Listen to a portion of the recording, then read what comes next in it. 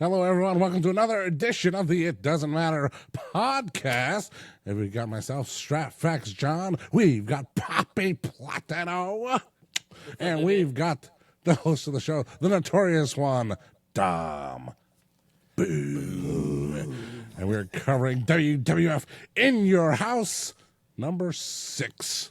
So, Dom, what do we got going on with my choice of In Your House, number 6?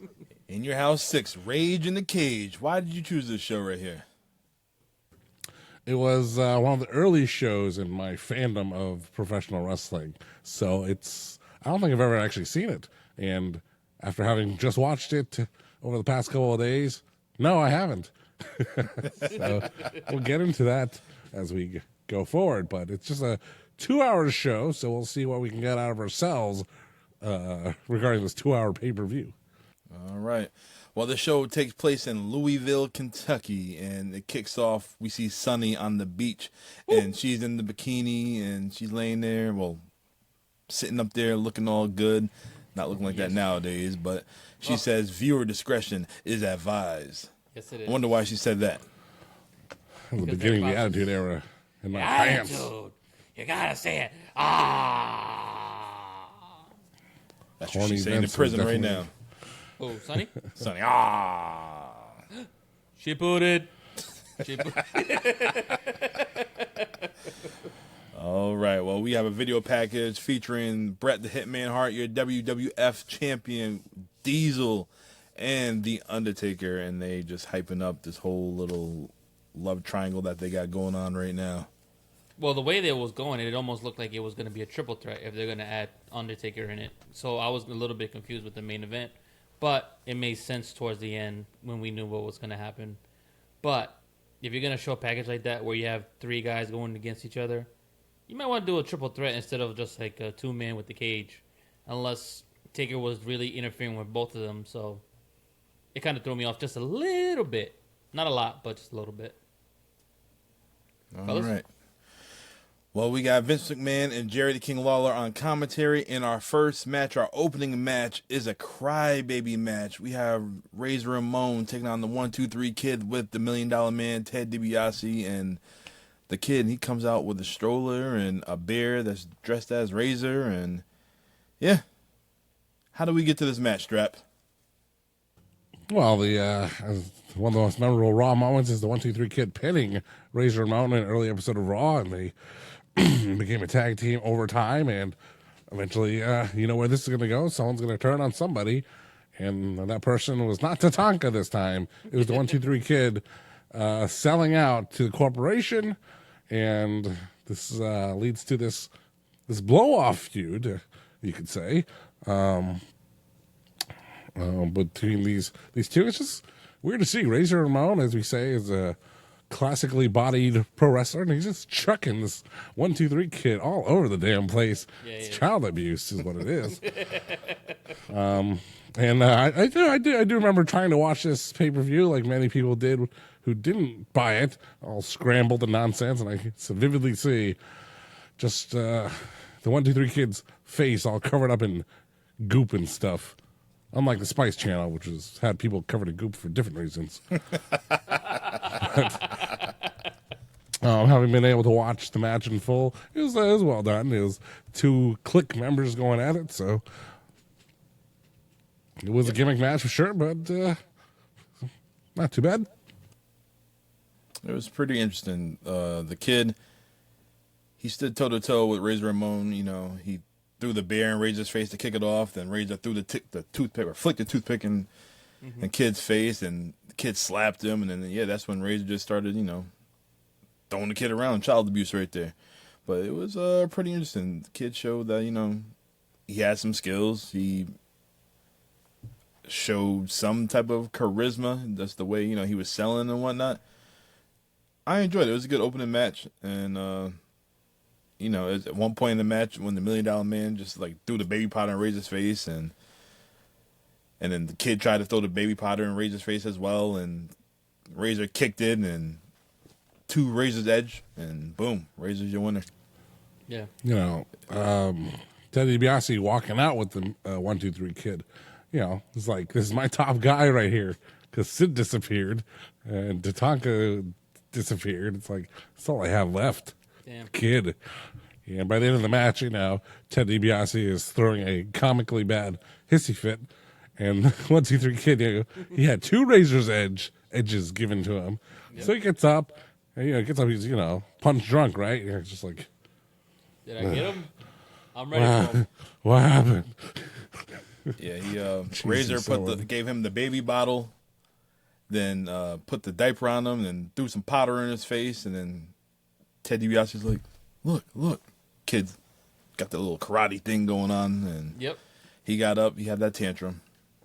Poor kid. And, also, as the video package showed, 1, 2, 3 Kid costing Goldust the Intercontinental Championship at the last month's Royal Rumble pay-per-view. He cost Goldust the championship? Yeah. He had the belt. No, he later cost on. Razor the championship. Yeah. Oh, I'm about to say, yeah. Goldust had it earlier. Well, later on that night. Oh. Platinum, what do you think about this match right here? Once you said Razor Ramon, eyes wide open, sitting in the seat, I was like, all right, let's go here. And like you said, a lot of big man versus little man match. I wasn't expecting the babyface to be the big guy, though. Normally, Goliath is not the babyface, so it threw me off a little bit. But Razor being that cool character back in that days, I was all about it. I was like, yeah, that's that machismo, that's the dude. And he showed flashes that maybe if this whole steroid trial wasn't going on, I think maybe he could have been champion for a little bit. They gave it to Diesel, so maybe they probably would have gave it to Razor. But maybe Vince was trying to, stay away from those big muscle-bound guys, even though at this time Razor was a lot thinner than his WCW days. But, man, he had it all. He can talk, he can wrestle, and he had that vibe, man. He had the crowd in his hand. It's crazy to think that Razor leaves the company within the next few months. Yeah.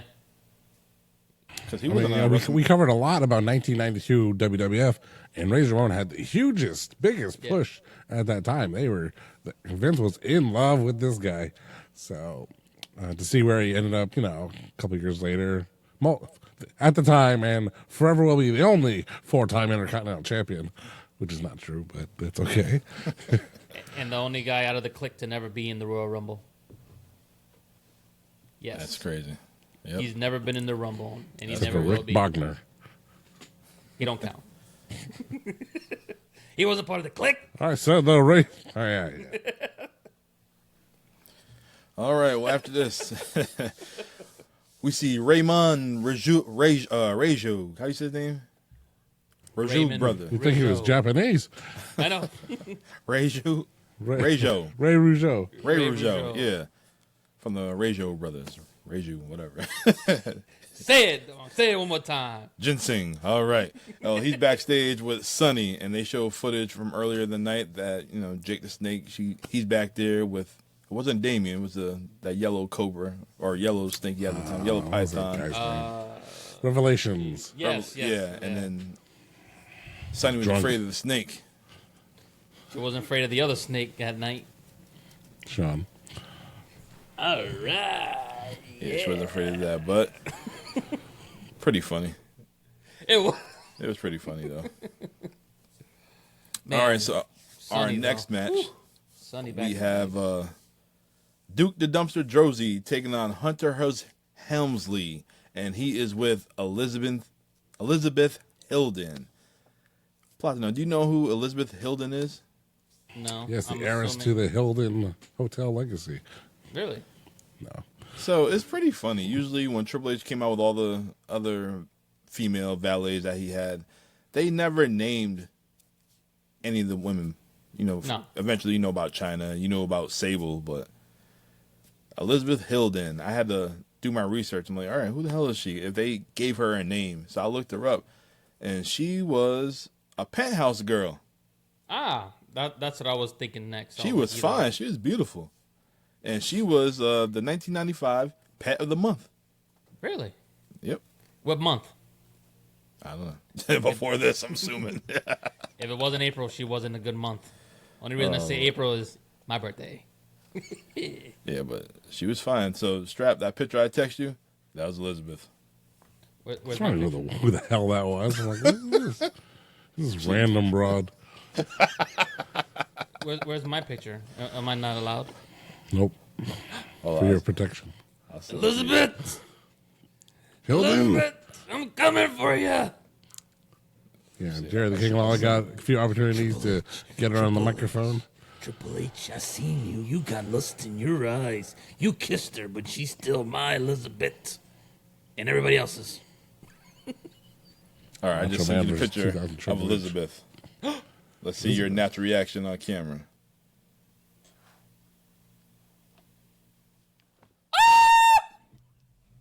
That's how the king was. Elizabeth got my beeper vibrating. How you doing? Oh, man. All right, so this feud between Duke the Dumpster Droese and Hearst Helmsley, Triple H. Triple H cut his hair. That was basically it. It began at the first ever free-for-all at the previous month's Rumble. And Duke the Dumpster Droese, you know, at the time I liked him because I didn't know he was a short-term wrestler, long-term wrestler. But I liked him at the time. And, of course, anytime I took out my trash can, I know I was saying Duke Drosie's catchphrase. Take out the trash. And, like, he kind of this promo before the match. Man, this guy's a terrible promo. This guy sucked. It was So, terrible. no wonder he went nowhere. But even doing his finish in the match, it was not right. So Platino and I, we were some sanitation engineers. We never wore that damn getup Duke had on. That shit looked terrible. Nah. It was the 90s. I don't even think in the 90s they was wearing that, brother. Hell no. They always make it to seem like these garbage men have all these stupid looks. It's like, bro, we pretty much have like a regular uniform, wear, you know, decent boots, but This this dude whole had the bodysuit. This dude had the back brace like he was gonna carry up a washer and dryer and shit. He had one of them Under Armour shirts that said Duke in the front. We never had that. That was like tan color. That was terrible. Oh Lord. I used to like this guy too. That's crazy. Never did. Never cared for him. Now I'm a garbage man. Well, sort of. And he had a Hogan weight belt that says sanitation engineer on it. Oh, God. Maybe I need that. I should bring that to work if I find one. That will make it to the IDM pod and IDM pod page. That's right. All right, Well, well, micro brawler. Your next crate. probably. I might Well, make a Duke Funko had- Pop out of that for us. Duke had the opportunity of winning this match. He hit him with the trash compactor, which is like a modified body slam. Yeah. I don't know what you want to call it. And then he got up, went outside the ring, went to go grab the garbage can. He threw the lid, knocked Triple H out. That shit hit him clean. Yeah. He brought the garbage can in, and then the referee, what are you doing? No, you can't do that. Triple H got the lid, cracked him over the head. Whew. And that's it. Hunter Hearst Helmsley is your winner. I gotta say, man, while I'm watching this match, this is like the earlier Triple H compared to what he would become down the road, and I see the potential that everybody says that he had, and it was right there. He had somebody like Duke the Dumpster Droese, and he still got a match out of him, which was very impressive in my opinion. I don't really know too much about Duke, but man, Triple H, he was ahead of his time, and I can see why he was on his way to win the King of the Ring. Unfortunately, with that whole, kiss of death that they had with the current call. But man, this is 95, 96, early. This is like his first year in the E. Trips, you was on your way, brother. You really were, and I gotta give you your props, man. There's certain guys that you just see it from the get-go that just study the game, and you are the game. And to me, I never was a big fan of yours, but I gotta give it to you, brother. Respect. Ain't that right, Strap? Respect is spelled HHH. Not Hollywood, Hulk Hogan. Oh, sorry. I'm not going to do that again, brother. All right. Well, like I said, we are in Louisville, Kentucky, home of Jim Cornette, and we see a video package of Jim Cornette and how his Camp Cornette turned on the big man, the 650-pounder Yokozuna. Goddamn. That's a big boy. Whew. 650 pounds. That was all legit or just guesstimated weight? Well, they said 650, but we know that he was pushing up there. So yeah, could have been over. Oof. all that turkey ass. That's a lot of stress on the heart, brother. I get it, you're a gimmick for that, but oof, no bueno. You know, like Yokozuna was never allowed to talk from Jim Cornette, yet somehow he learned the finest Bay Area ghetto English. So It was pretty decent. It was, yeah, it man, was I'll decent, fuck you up. basically. Yeah. Basically, just let him talk like it was Kendrick Lamar, basically. Oh, man. He cut a promo and he basically said that he's going to take that 650-pound weight and he's going to burn Camp Cornette to the ground. Why didn't they let him talk Nagasaki. more? Banzai!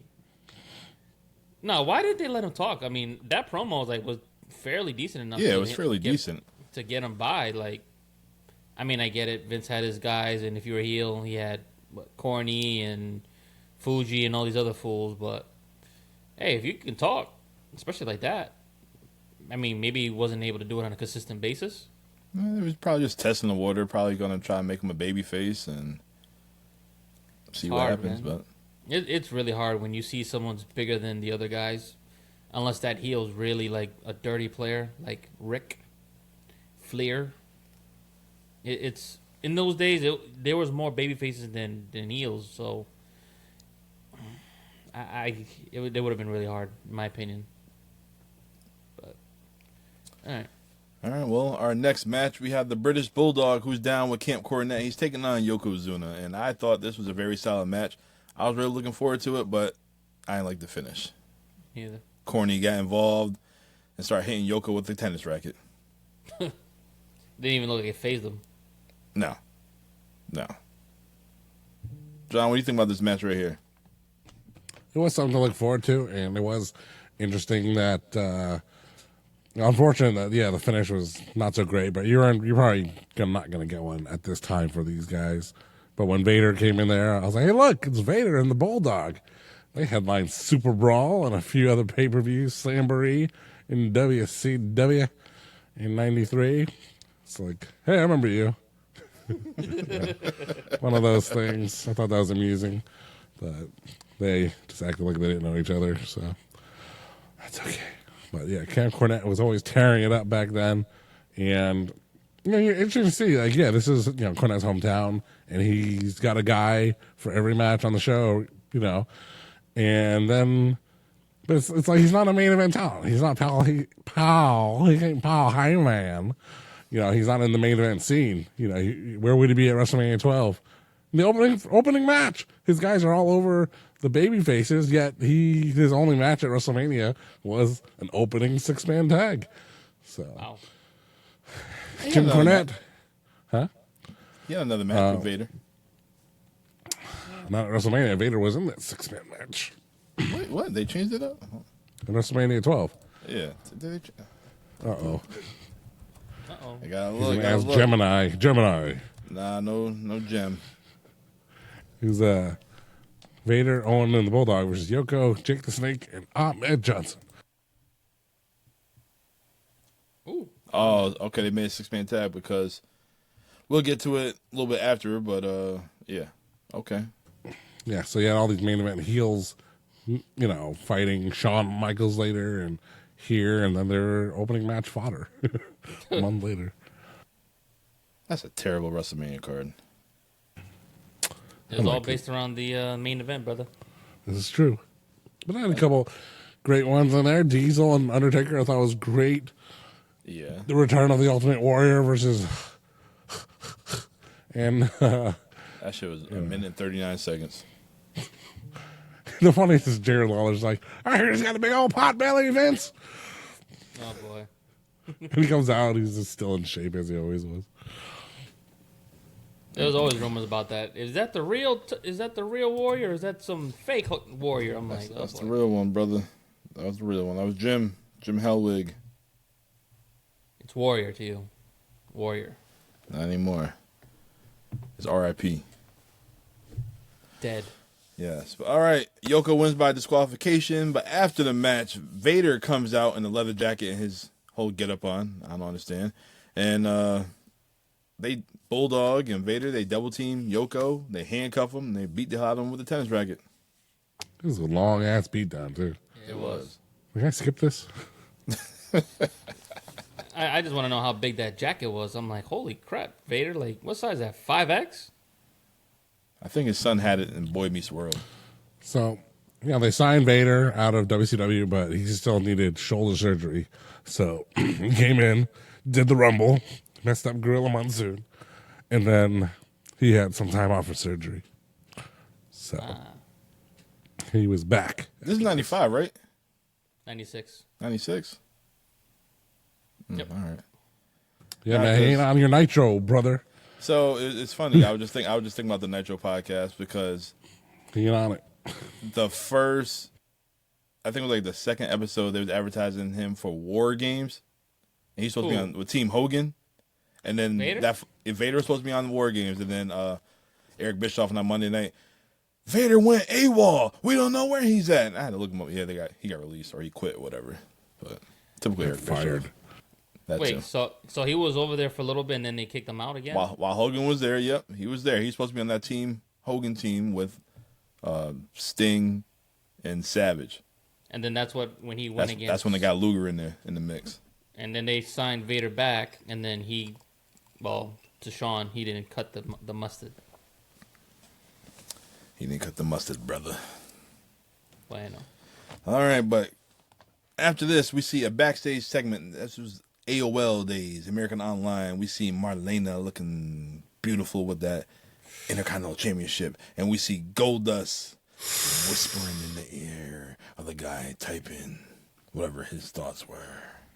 Tom, I got Rick next to me. You like the way I talk? The way Rick is looking at your microphone, that's how Goldust was in that guy's ear. Just like that. that guy looks so uncomfortable. Oh, man. Goldie's got him, and then he's like this with the guy. Yes. Yes. Who is that? That Jay Briscoe? No, this is MJF. Why'd you look like the dude from what's that game? Jumanji. Oh, you're talking about the kid? The kid. when he tries to cheat? Yep. Oh Lord. Oh boy, you're not gonna get that interview now. You're about to get blasted on. Who, MJF? Yep. Okay. That's what he would say to us. That's true. It doesn't matter podcast? Ugh. It doesn't matter what I think about this either. Ugh. That's right, Uncle Phil. Break out Lucille. That's it. We should do a Goldust episode. Oh, that's been on my mind, brother. Because he might be... John, what would you say Goldust's best run is? Like his debut? Like that first year? Or him and Booker T? That was a good run, too. Or when he went, His best run was his first Dustin run Rhodes. as a heel. But I enjoyed him later on. With we got Legend Kid. his comeback in 2002 with Booker, that led to him and Booker T, and the other run with his brother, and even honorable mention with him and R-Truth. But yeah, That would definitely be pretty interesting to relive. Him and DDT Savio. on that one. And the crazy thing is, Savio was the one giving them the pointers on how to be androgynous. Because technically, he was supposed to do this with Razor, and Razor was like, "No way, Jose. I'm not getting away with that." You remember that photo? Mankind got the Mandible Claw and Undertaker, and Goldust is over Mankind with his tongue in his ear. Yeah. Oh man, Because wasn't Taker supposed to have a feud with Goldie for a little bit? he did. Oh man, did. Yeah, we might have to talk about this. Oh man, Oh man, Dustin, we're gonna be talking about you before you retire, brother, and it's gonna be Gold.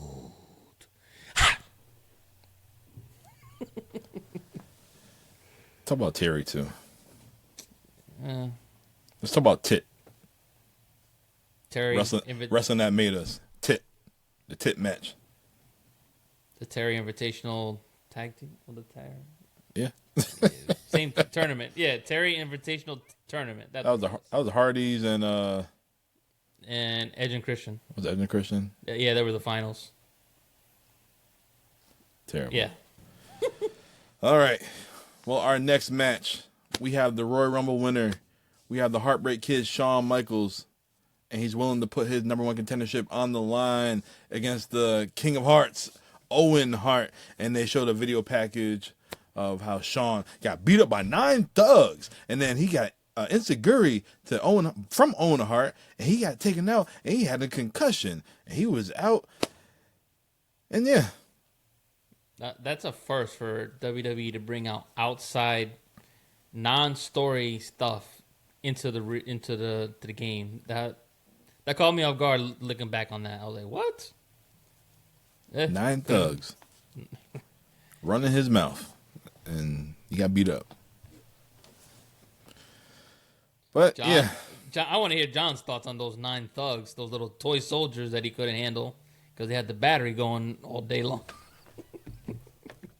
You know, when Shawn Michaels was beat up by those 11 Boy Scouts in Syracuse, all they wanted was money for their cookies. And Shawn, being a dickhead, was like, I don't want your cookies. I don't want those Thin Mints. I was watching something earlier. I don't want those Samoas. I was watching a promo from MVP earlier. He's like, y'all refer to us as thugs when we're really the N-word. He's like, oh, you ain't supposed to say that on TV.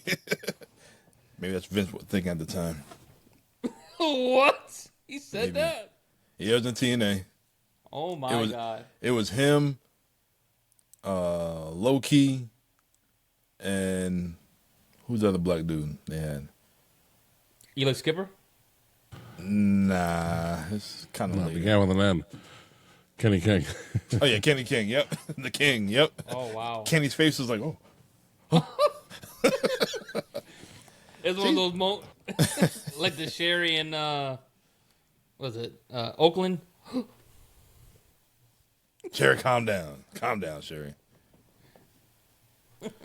She calmed him down. He was like, "It's okay, baby. You fuck up every now and then." All right, get us back on topic, brother. All right, well, this match right here is for your number one contendership. Shawn put it on the line. And you know they was pushing Shawn to the moon because Shawn had an entrance. He was on the rooftop of the house back in the day when In Your House had houses. Mm-hmm. And he was on top of the house, and he's dancing. That same move that he always does, still to this day. And you see some random rope. I'm like, how the hell are you going to do this? Next thing you know, he grabs the rope, he swings down, and he just jumps. I'm thinking, damn, that's a sprained ankle right there. That was kind of up there. Yep. I was thinking that, or his knee buckles, and then, there goes your main event. Yeah. That could have been like, I could hear Vince right now. Oh, yeah, look at him. Look at Shawn Michaels. Oh, no. The main event. I was thinking, you know how they always said that Vince always tries shit first? I would love to see the behind-the-scenes footage of him doing that shit. You know, we got to see that. If they ever have any of that stuff, they got to show that. Man, you ain't going to find him no more. You see how they did with Gronk when he, the COVID WrestleMania? When Gronk jumped off what the hell did he jump off of? I forget. That Mania was so unforgettable. I didn't want to watch it. The Okerlund position. Oh, yeah. Vince did it like nothing. Yeah, no, Vince tried out the WrestleMania 12 zip line. I saw that. So, Did he try the Owen Hart? Not that day. No, but you could tell that Shawn Michaels coming out. Like, Vince McMahon loved Shawn Michaels. I don't know who said it. Someone said it on some show. They're like, Vince obviously sees himself in some of his top superstars. Mm-hmm. And some more than others, but there was just some connection he had with Shawn where he just let him get away with everything, and he did. But yeah, Vince is just all over Shawn Michaels and gave him everything. I feel like Shawn reminds him of Shane in a way because he was just a risk taker. He just did whatever he wanted, and he knew at the end of the day his pops was just gonna forgive him. Except Shane, after a while, he's like, I don't like this toy no more. Going back to Shawn, attitude. That's the man. Shane, eh. And I don't know if people can still see it or not, or what have you. They saw more of it back in 2019, but Adam Cole looks so much like a young Shawn Michaels. Yeah. It's insane. So you see Shawn Michaels at this point in his career, like that's fucking Adam Cole now. Except we're not really sure what's going to happen with that guy. So That man is in a downward spiral. I hope he recovers from whatever he's dealing with. Adam Cole? Yeah. and me. Was he hurt again? No, No, he's just had bad luck. yeah, he's not where he should be. He's had a lot like Strap said, he's had a lot of bad luck. And it's not his fault. A lot of it's just injuries, man. Just scary shit that happens. Bad dental work. Need to find another DMD. He'll be all right. Don't worry, he'll be DMD and somebody down the road. Baby. All right, well, this was a good-ass match. One of my type of matches I enjoy. Owen, oh my God. I wish Owen would have won this shit. Yeah. Imagine, give me an hour. Give me an Iron Man match with Bret and Owen for WrestleMania 12. I would have definitely enjoyed that. Wow. Yeah. You got me. You got me with that one. That would have been dope. Because, we seen them at WrestleMania 10. That was a good match. Then we seen them a few months later at SummerSlam, the cage match. Just, they could have added on to that rivalry. Does Vince pull the trigger, though? That was the thing. I never gave it much thought, even till today, to right now, about how, because this was the co-main event, of course, and how it's unrealistic to think that, okay, what else would have main evented but Shawn and Bret that year? Yeah. But yeah, you could have had Bret and Owen in a rematch for the title. You could have had Diesel and Shawn as a rematch from the year prior. But I just think it was a foregone conclusion that it was going to be Bret and Shawn. But these other possibilities did exist, but I never thought about them until now. Yeah, I'm actually I'm thinking, like, with the Mania match that they would have, I'm surprised Owen had no, like... One-on-one? No, just no interference with that. He hated Bret so much that when he got to the overtime, I'd figure, Owen would be like, oh, yeah, my brother, and then screw him over, and then boom. Swing chin music, but I guess they wanted to have Shawn win it clean, so there was no controversy on that and make him a babyface at that time. But if they wanted to keep him as that flamboyant heel, that would have been a perfect way to do it, as they try to figure out how to end the match. Overtime, Owen interferes somehow, distracts Bret, super kick, 1, 2, 3. So, John, before we get back into the Shawn Michaels match, I'm looking at this WrestleMania 12 card right here. And when did Stone Cold make his debut in the WWF? I know he was the ringmaster, but when did it exactly? December. So 96? December 1995. Oh, so he's already in the business. So he's already in the company, but how come he's not on this In Your House card? Or wasn't Al Snow? Yeah. Or we were Savio Vega. It was only a 2-hour show, so he wasn't anybody at that time. He was nobody. But when did Warrior come back exactly? At WrestleMania 12. Oh, was it a surprise? Yeah. It was announced, but they hadn't seen him in 4 years at that time. The last they saw Warrior in WWF was the Mega Maniacs, Ultimate Maniacs, or 92. whatever. Oh, yeah. No, I was just pretty curious just to see what the hell, how we got where, and then let me see. All right, so we had a dark match before the show. It was Jake Roberts taking on Tatanka. Okay. Then after the show ended, they had Ahmed Johnson take on Isaac Yankem. They had a match after this? Yep. Wow. And then they also had the Godwins taking on the Body Donna, Skip and Zip. And then their final match of the night, they had an Intercontinental Championship match. The Undertaker won against Goldust. The Undertaker won the Intercontinental belt? Well, he probably won by DQ. Count out.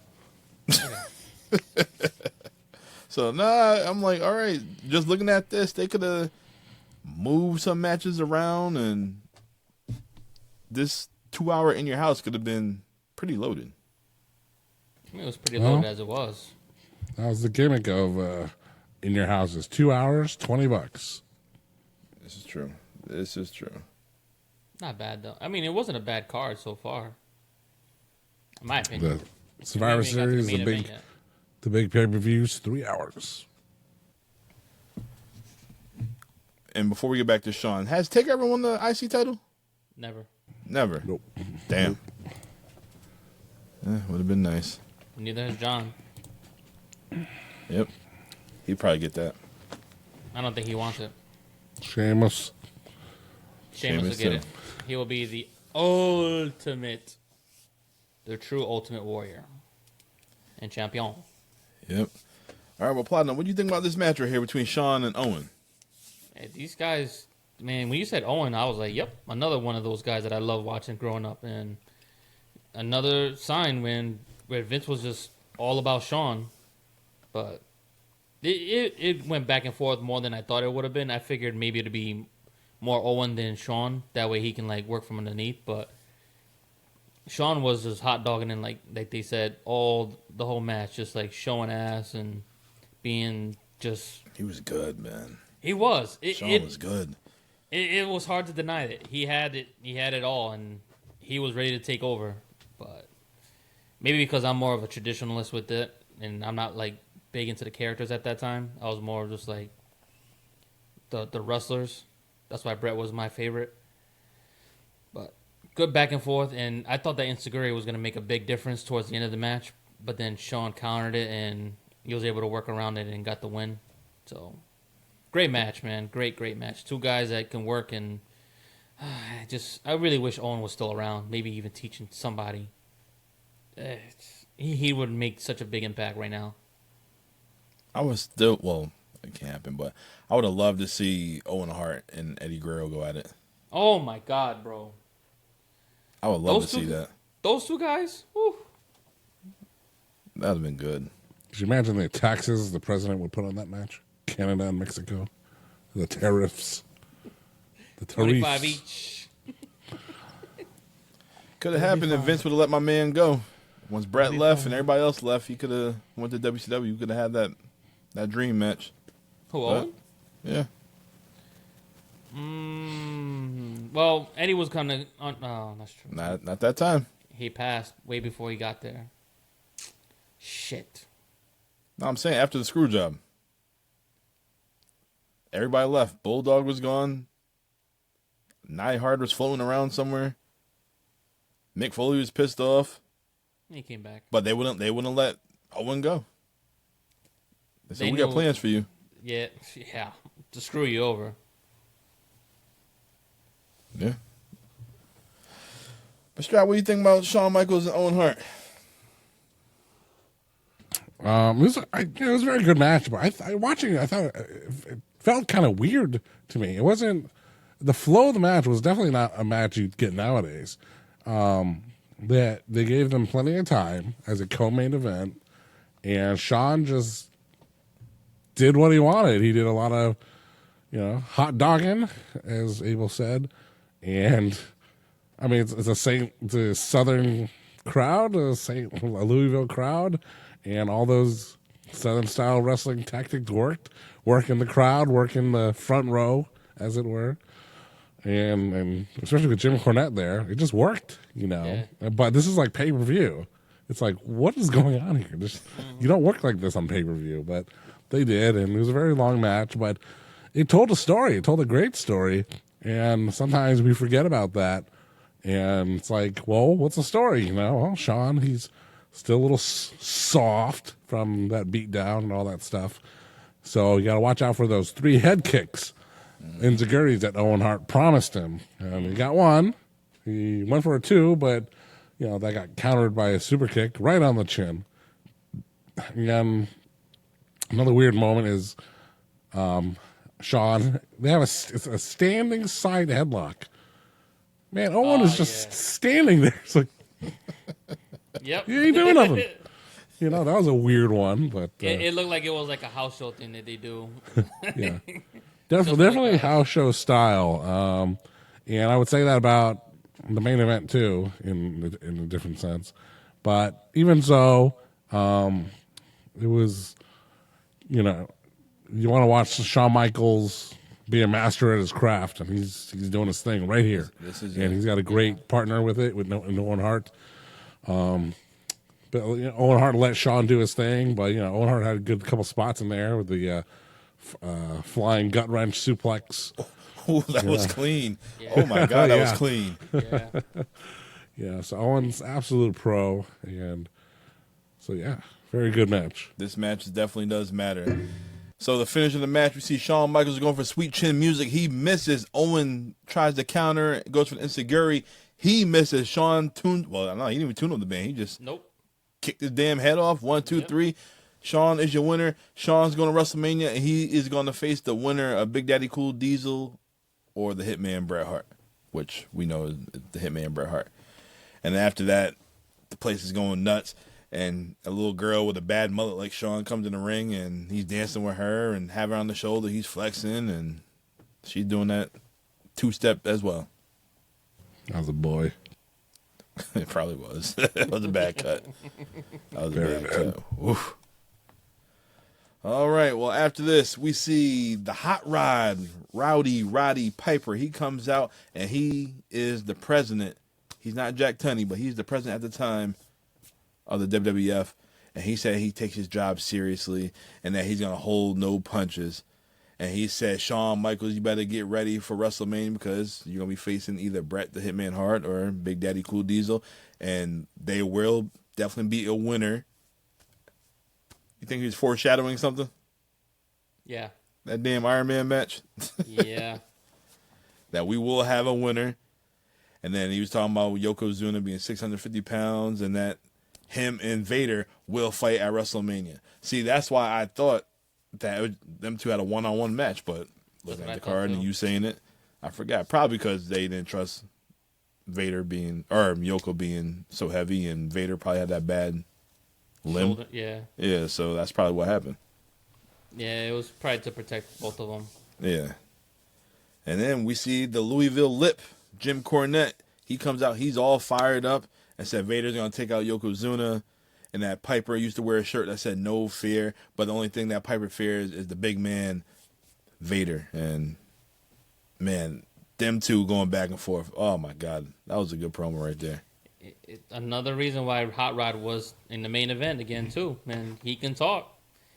He didn't have to be the best wrestler in the world, but if you can talk him into the building back in those days, you had him hooked.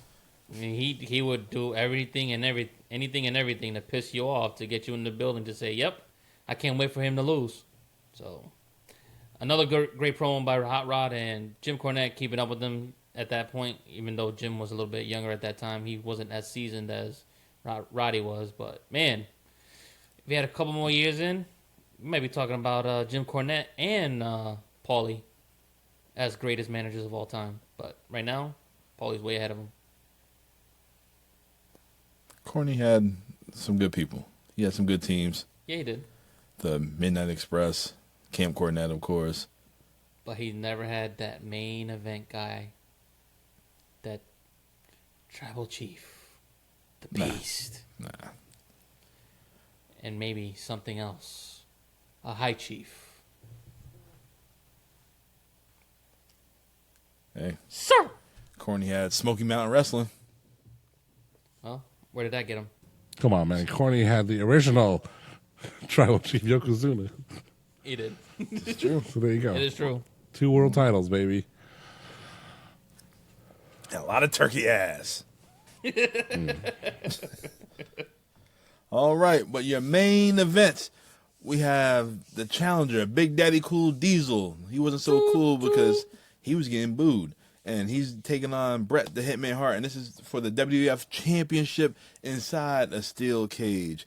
And I love this fight. I love it. And we all know, we're all Bret Hart guys. Every single Bret Hart match is completely different. The way he sells. Kevin Nash, Big Daddy Cool Diesel. You see he used, his stature, his size for this damn match. Like, you see when he was just standing in the ring, holding his hands up on the cage like nothing? Dude, I was like... I'm like, damn. How tall is this cage? Is it like 9 feet? Normally those WCW like, cage? Arn Anderson and Ric Flair? His reach was ridiculous. I was like, oh my God. But I love that, though. It made him look bigger than what he really was. And Bret, like you said, sold like a champion should. Well, a guy his size towards Kev. Love it. I don't think I've ever really seen a really bad Bret Hart match, man. I'm still looking for a really bad one. I have yet to find it. the one with him and Goldberg. Well, that don't count. That's a bad one. That was bad at the ending, but it was probably going to be good. Oh, my God. Fucking super kicked them all the way to the fucking... Kicked that man's head off.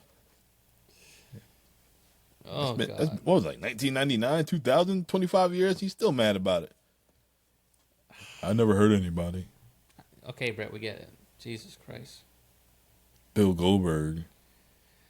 Oh, man. Jesus. Relive our Bret Hart and WCW episode in our archives. That was pretty good. It was pretty interesting. Yeah. But yeah, Bret was good. Diesel was good at this time. Not knowing that he was about to be on his way out as well, too. Yeah, I think he gave his notice right around Mania. Once he found out. Was it Mania his last match? Mania 12? No. There was another pay-per-view, I think, with Sid after the pay-per-view on In Your House. And then the last match was, I think, at the Garden. The curtain call. That was it. I was thinking about this during this match. Kevin Nash leaving and all.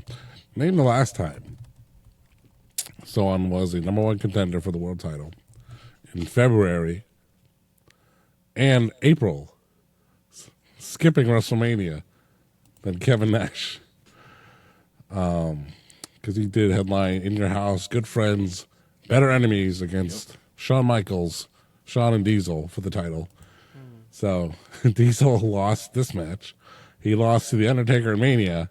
And somehow he's back to being the number one contender in April. But that was understandable, because of real life situations. So, yep. Good Friends, Better Enemies was April 28th of 96. And then that house show in the Garden was May 19th. That was it. That was it. That was it for Kevin Nash. Yep. Oh, so he had like 3 more months left. Big props to him, though, finishing out his dates, though. Anybody can say, hey, I'm on my 90 days, screw it. Y'all don't need me. But to still go out there and make the money. And Vince was still willing to try to, negotiate till that last day. He had faith, but unfortunately, no guarantees.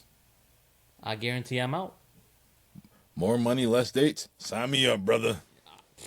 I don't care who you are, where you work at. If you do that and you don't take that, you're crazy. Mm-hmm. So what do you guys think about this match right here?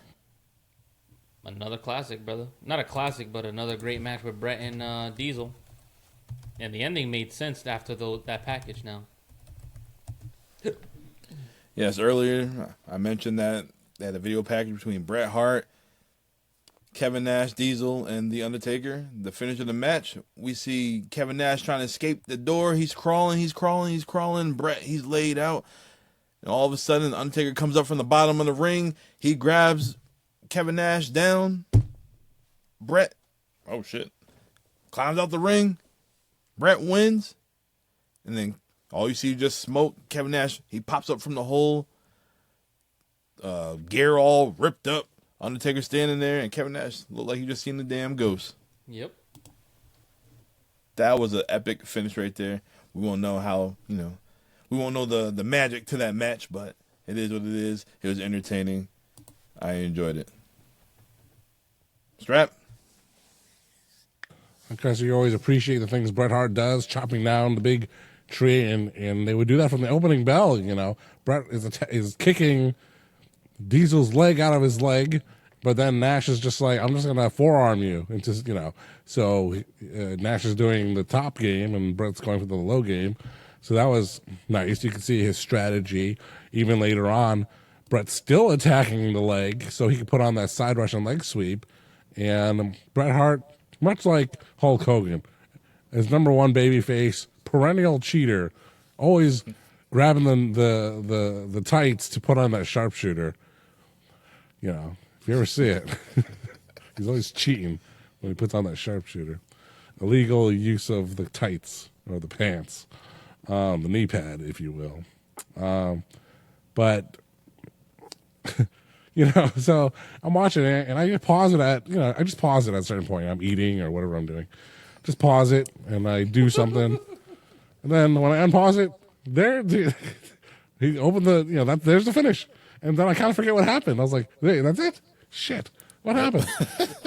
Undertaker, pops out. And, that's a very memorable moment. And Diesel played a really nice, getting those acting chops in. Ooh. And Diesel escaping the rape charges by the Undertaker. And an incredible scene. But you can imagine how Bret Hart felt behind the scenes. He's like, I'm just an interim champion. From A to B, from Diesel, from face to face, Diesel to Shawn. I was like, I don't matter. This title reign doesn't matter.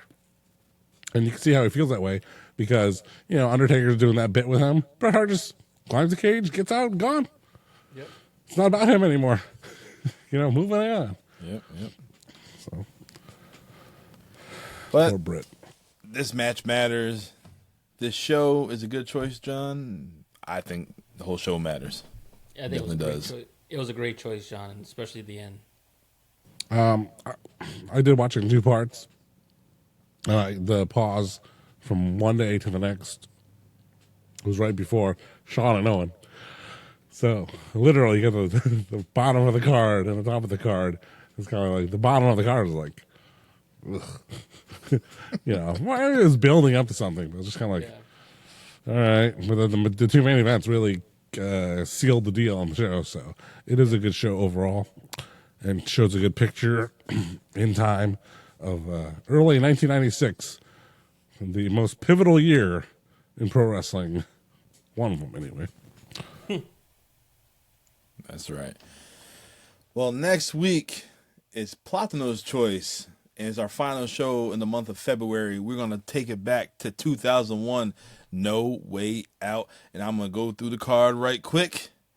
In our opening match, we have the Big Show taking on Raven for the Hardcore Championship.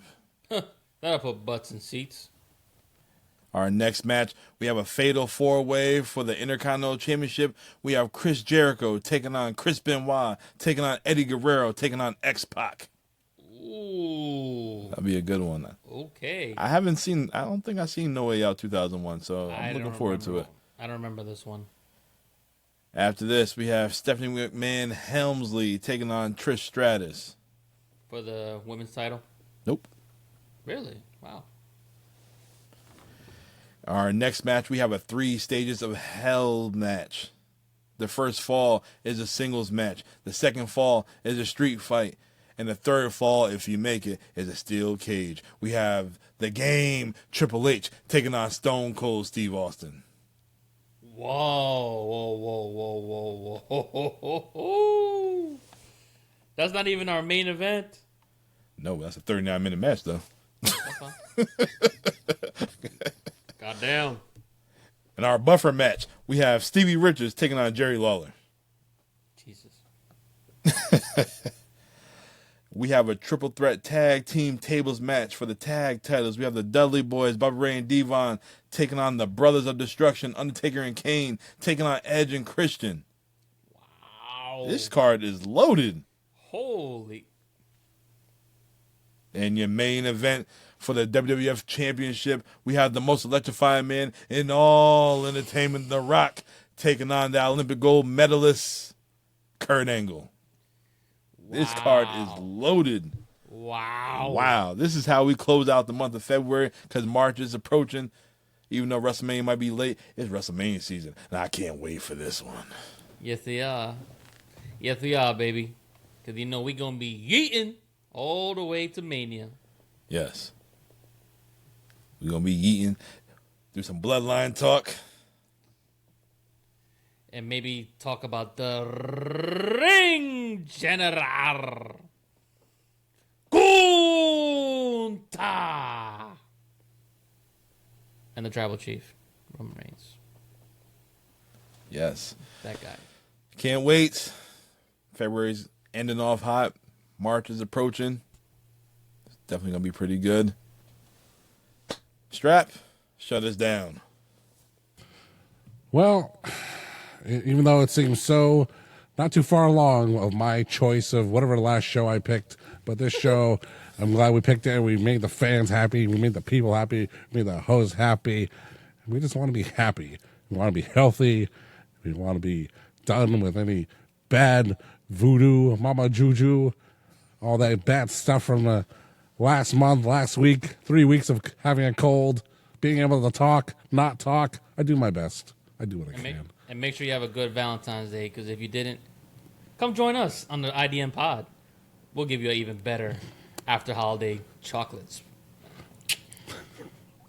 Half off. But for myself, for Poppy Platino, and for the Notorious One, Dom, this is the It Doesn't Matter podcast, and we'll see you next time. Boom.